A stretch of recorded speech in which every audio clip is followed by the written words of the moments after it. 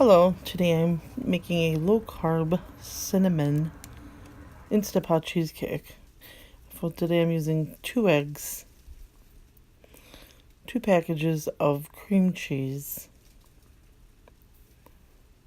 half a cup of sour cream, full fat, and half a cup of your favorite sweetener, a tablespoon of vanilla, and 1 tablespoon of cinnamon.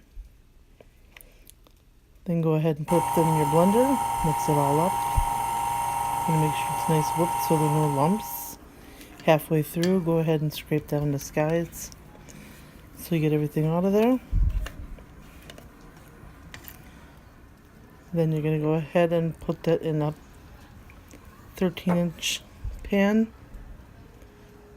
and then pop that off into your Instapot with a little doohickey standing up and a cup of water.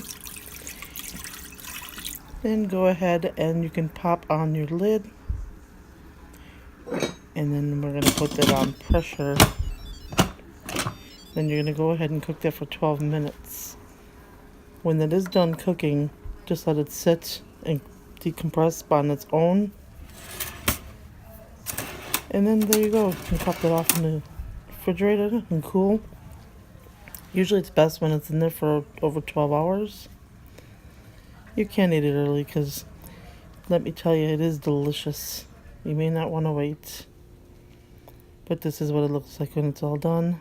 Absolutely amazing. I did not do a crust, but I do have another recipe for a low-carb crust. If anybody's interested in that, make sure you give this a try. And if you're not already subscribed, hit the subscribe button, like, comment, and share. And I did lose a little bit of my footage. That's why I had to do the whole picture and all that stuff. But thank you very much.